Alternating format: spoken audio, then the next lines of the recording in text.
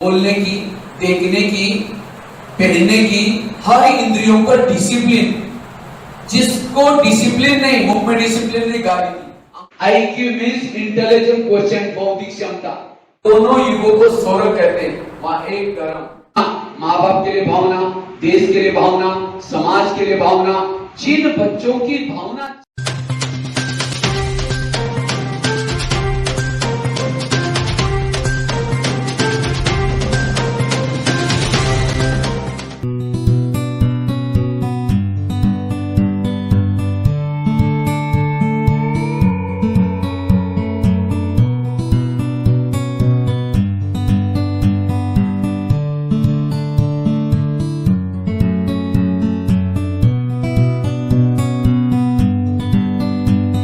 आज देख रहे पेपर में कभी नहीं, बहुत सारी खबरें निगेटिव आ रहे, कारण मूल्यों की कमी। अगर मूल्य सिखाए जाए सारे समाज में परिवर्तन आएगा। और ये कार्य आज इतनी सारी विद्यालय, कॉलेज है, सब कुछ है, लेकिन तो भी परमात्मा को आकर के ये प्रजापिता ब्रह्मा कुमारी ईश्वरी विद्यालय क्यों खोलना पड़ा? क्योंकि मूल्यों की शिक्षा, नैतिकता कहीं भी नहीं सिखाई जा रहा है। और इसीलिए परमात्मा इस विद्यालय के माध्यम से ये मूल्य शिक्षा देने का काम कर रहे हैं। मूल्यों से समाज चलता है, संसार चलता है। अगर मूल्य नष्ट हो जाए, ये समाज एक राक्षसी वृत्ति वाला बन सकता है। इसलिए यम क्यू और साथ में यस क्यू। यस क्यू में स्पिरिचुअलिटी, मानव के चार पांव मजबूत चाहिए स्टूडेंट लाइफ में। I Q, E Q, M Q और चौथा यस क्यू। यस क्यू में स्पिरिचुअलिटी। आज कई बच्चों को मैं पूछता हूं, बेटा ये बताओ चंद्रमा पर पहला कदम किसने रखा? फटाफट जवाब देंगे। अच्छा, आपके शरीर में आपका हार्ट कहाँ है? जवाब देंगे। आपके पड़ोसी दो देशों के नाम बताओ, फटाफट जवाब देंगे। लेकिन एक तीसरा और एक क्वेश्चन पूछता, आप कौन है? कहता मैं इंसान। इंसान हमारा असली परिचय नहीं है। कोई गाड़ी पड़ी है, गाड़ी के अंदर पेट्रोल डीजल सब कुछ है, ड्राइवर नहीं, गाड़ी चलेगी? तो गाड़ी की महत्व की चीज क्या होगी? ड्राइवर। इसी तरह का एक मुर्दा पड़ा हुआ है, मुर्दे को आंखें हैं, हार्ट है, सब कुछ है। मुर्दा बोलता है, मुर्दा देखता है, मुर्दा मुस्कुराता है। क्यों? उसके अंदर का ड्राइवर उतर गया। ड्राइवर अर्थात आत्मा। इस शरीर में सबसे महत्व की चीज आत्मा। और हर आत्मा अपने आप को भूल गई। दिया उजाला देता है, सभी तरफ उजाला दे रहा है, उसके नीचे अंधेरा है। इसी तरह हर इंसान को सब कुछ पता है, लेकिन मैं कौन हूं, मैं कहां से आया हूं, मुझे जाना कहां है, स्वयं का ज्ञान नहीं है। यही इसलिए शारदा मां को रिक्वेस्ट किया, ये शारदा मां ऐसा ज्ञान दे मां। कौन सा? मैं कौन, मैं कहां से आया, मेरा जीवन का लक्ष्य क्या है, ये भूल गए। इसीलिए वास्तव में हर इंसान एक आत्मा है। आत्मा दोनों भ्रुकुटी के बीच में रहती है। आत्मा अजर अमर अविनाशी है। आत्मा का घर चांद सूरज तारंगन के पास, परम धाम शांति धाम। आत्माओं का पिता परमात्मा। आपस में हमारा सबका संबंध आत्मा के रूप में, सब भाई भाई। अगर इन भावनाओं को सिखाया जाए स्कूलों में, तो आज ना यूक्रेन लड़ेगा आपस में, ना कोई एक दूसरे के लड़ेंगे, सब कुछ शांति आ सकते हैं। और ये कार्य आज विद्यालय में ब्रह्मा कुमारी में किया जा रहा है। सब हम आत्मा भाई भाई। इसलिए आत्मिक भान को भूलना यही अनेक। जब तक व्यक्ति के अंदर आत्मा का ज्ञान नहीं है, आत्मिक व्यवहार नहीं है, तब तक वैल्यूज आ ही नहीं सकते।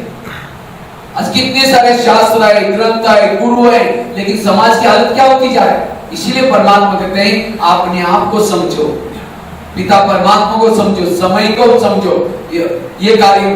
तो इसीलिए वास्तव में आईक्यू, ईक्यू, एमक्यू और एसक्यू की जरूरत है। केवल आईक्यू डेवलप नहीं करना, लेकिन साथ में बाकी और तीनों बातों की जरूरत है। एजुकेशन का तो जरूरत। लेकिन आज के बच्चे बिगड़ते क्यों रहे? उसका कारण है गलत संगत। कई बार मैं जेल में जाता हूँ, कई कैदी करते, सर मेरी कोई भूल नहीं हुई। हमने कहा कुछ तो क्या होगा? नहीं सर, मैंने कोई भूल नहीं की। मेरा एक दोस्त था, बचपन में हम एक बेंच पर बैठते थे, अब बड़े हो गए तो भी दोस्ती है। तो एक बार उसने उसकी चोरी करने का गलत संस्कार है, लेकिन फिर भी मेरी दोस्ती है। एक बार चोरी करके वो भाग गया, वो तो भाग गया, पुलिस वाले मुझे पकड़ लिया। कौवा तो भाग गया, पकड़ा कौन गया? इसीलिए आज संगत के कारण बच्चे बिगड़ रहे। दोस्त कहता है देखो ये तुमको मेरे साथ फिल्म देखने के लिए आना पड़ेगा, नहीं मैं तुम्हारे से दोस्त के खातिर सारे नियम कायदे कानून तोड़ करके उसको खुश करता है, और वही गलत आदत है उसको जीवन को बर्बाद करती है। इसलिए आज संगत, उन बच्चों को जागृत कराना, बच्चे संगत का परिणाम क्या निकलता है। जैसा करोगे संग वैसा चढ़ेगा रंग, जैसा पियोगे पानी वैसी बनती वाणी।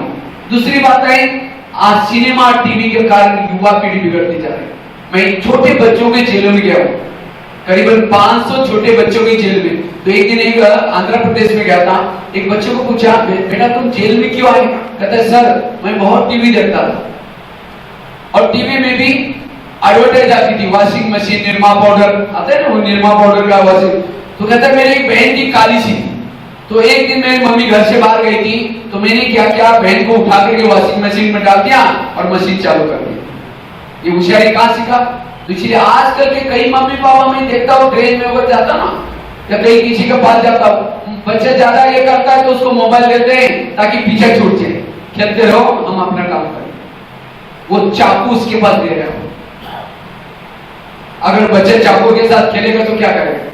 इसीलिए इन बच्चों को मोबाइल की चीजों से बचाना।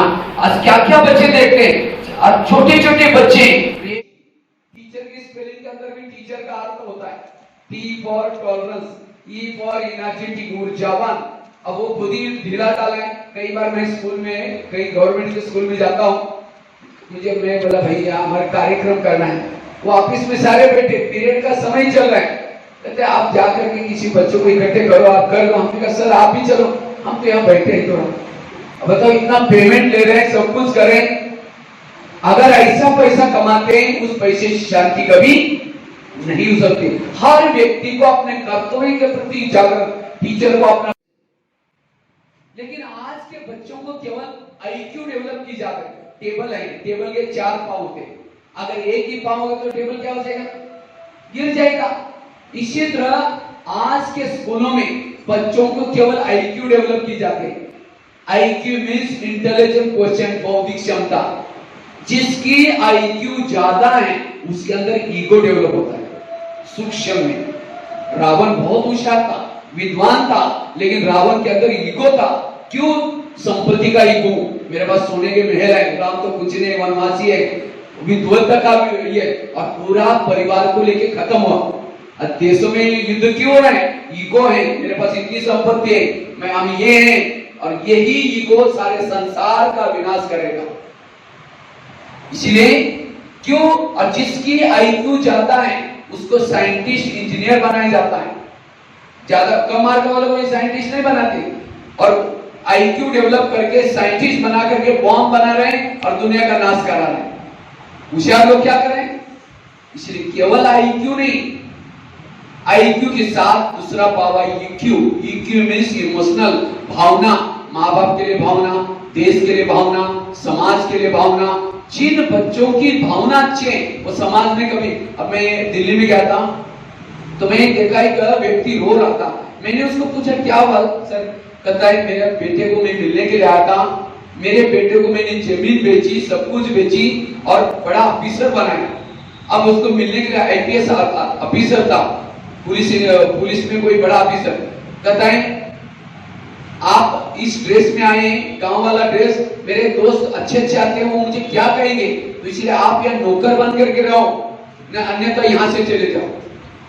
देखो पिताजी तो पिताजी होता है, लेकिन आज के बच्चों के अंदर ईगो डेवलप हो रहा है। पढ़ाई का ईगो, पोजीशन का ईगो।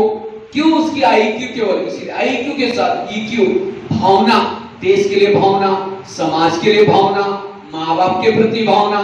अब जिसकी भावना अच्छी है वो होशियार। करण फेल क्यों हुआ? करण के अंदर ईगो था, होशियारी का, इसीलिए झूठ बोला और गुरु ने उसको श्राप दिया, जब ये शिक्षा काम आएगी तुम भूल जाओगे। इसलिए जीवन में 2 दुआ चाहिए, माँ बाप की दुआ और गुरु की दुआ। आज टीचर के प्रति बड़ों बच्चों का कोई रिस्पेक्ट नहीं होता, टीचर को ऐसे समझते, इसलिए टीचरों के अंदर उस बच्चों के प्रति क्या निकलेगी? पहले जमाने में बच्चों को गुरुकुल में सिखाया जाता था, ईमानदारी, सत्यता, गुण नहीं सिखा। इसलिए आज के युवाओं में गुण सिखाने की जरूरत है। वास्तव में शिक्षा का, शिक्षा को इंग्लिश में क्या बोलते हैं? एजुकेशन। एजुकेशन का पहला शब्द कौन सा आता है? E for empower banana. Empower किसको कहते हैं? जो नहीं देखना है, जो नहीं गाना, जो नहीं बोलना, इसको कहेंगे एम्पावर। आज के बच्चे एम्पावर, कल का समाज देश एम्पावर। दूसरा शब्द डी फॉर डिसिप्लिन। बोलने की, देखने की, पहनने की, हर इंद्रियों पर डिसिप्लिन। जिसको डिसिप्लिन नहीं, मुख में डिसिप्लिन नहीं, गाली दी, आंखों में डिसिप्लिन नहीं, गलत देख लिया, हाथ में डिसिप्लिन नहीं, थप्पड़ मार दी, शिक्षा तो ली, डिसिप्लिन नहीं सीखी। आगे का शब्द आता है यू फॉर अंडरस्टैंडिंग। समझ, राइट क्या, रॉन्ग क्या, अच्छा क्या, बुरा क्या, इसकी समझ लेना, यही शिक्षा। पढ़ा लिखा है लेकिन समझ नहीं है, शराब पी रहे हैं, नशा कर रहे हैं। आगे का शब्द आता है सी फॉर कैरेक्टर। तके धन गया, थोड़ा कुछ गया, हेल्थ गई, थोड़ा कुछ गया, चरित्र गया, सब कुछ गया। लेकिन आज के पढ़े लिखे लोग क्या समझते हैं? चरित्र गया कोई हर्जा नहीं, हेल्थ गई ठीक कर देंगे, धन गया सब कुछ गया। आज के लोग चरित्र को बेच करके धन इकट्ठा कर रहे हैं। मैं तो कई ऑनलाइन में ऐसे लोगों को देख रहा हूं जो अच्छे पढ़े लिखे लेकिन चरित्र को बेच करके पैसा कमा रहे हैं, और उसी पैसे से फैशन करेंगे, अच्छे कपड़े पहनेंगे, गाड़ियों में घूमेंगे, होटल में खाना खाएंगे, या उसको पढ़ा लिखा कहेंगे? अगर वही फोटो मैं सोचता हूँ कभी टीचरों को उनके दिखाओ, उनको भी सिर झुकाना पड़ेगा, ये बच्चे मेरे क्या कर रहे हैं। इसलिए सब कुछ सिखाया लेकिन चरित्र नहीं सिखाया। आज अच्छी स्कूल किसको कहते हैं? जिनकी टाई अच्छी, बिल्डिंग अच्छी, बसें अच्छी, हम समझते अच्छी स्कूल। अच्छी स्कूल वो है जिसमें चरित्र सिखाया जाता है। भूखा मारना पड़े, प्यासा मारना पड़े, कभी भी चरित्र को दाग लगने नहीं था। आगे का शब्द आता है ये फॉर एटीट्यूड। दृष्टिकोण दो प्रकार का है, एक निगेटिव और दूसरा पॉजिटिव। लेकिन आज के बच्चों का दृष्टिकोण कैसा है? निगेटिव। मेरा क्या होगा, मेरा कैसा होगा, मैं तो पढ़ रहा हूं, पता नहीं मुझे नौकरी लगेगी, पता नहीं करके पता ही कट जाता है। इसलिए उन बच्चों को आशावादी बनाना। भगवान इस दुनिया में हर इंसान को भेजा है और हमारे हाथ में वतन दिया, लेकिन इस वतन के अंदर दूसरे अंग्रेज आए। कौन से? ईर्ष्या, घृणा, नफरत, काम, क्रोध, ये बुराइयां, और आज हम इन बुराइयों के वश हो गए। इसीलिए अब हमारी इस भारत की जनता इन विकारों पे अंग्रेजों को भगाने की जरूरत है। जब तक ये विकार, बुराइयां, ईर्ष्या, नफरत नहीं जाएगी तब तक मनुष्य सुखी नहीं बन सकता। और इसीलिए बापूजी का भी बापूजी, निराकार परमात्मा इस धरती पर आकर के इस ब्रह्मा कुमारी विद्यालय के माध्यम से मानव को इन विकारों पर, दुश्मन को कैसे जीत प्राप्त करना, ये सिखाने का काम कर रहे हैं। और इसलिए भारत फिर से स्वर्णिम दुनिया बनने जा रहे हैं। इसीलिए यही संदेश आज हम जन जन को देख रहे हैं। आज समाज की हालत सभी देख रहे हैं ना। आज 3 सेना तैयार है, कौरव, पांडव, यादव। ये महाभारत का समय चल रहा है। आगे क्या समय आने वाला है?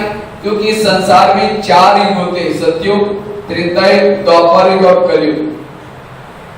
सतयुग जब था केवल 9 लाख आत्माएं परम धाम से आई। वो देवता के रूप में थे, अच्छे गुण थे, अच्छे संस्कार थे, वहां 8 जन्म लिया। उसके बाद आया त्रेता युग। जब त्रेता युग आया, लेकिन इस संसार में जब आत्माएं आती है, आत्माओं का घर चांद, सूरज, तारागण के पार परम धाम शांति धाम। वहां टोटल 850 900 करोड़ आत्माएं, उसमें से केवल 9 लाख सतयुग में आती है। सतयुग पूरा हो गया और हर युग की आयु 12.5 वर्ष होती है। सतयुग 12.5, त्रेता 12.5, द्वापर 12.5, कलयुग 12.5 वर्ष।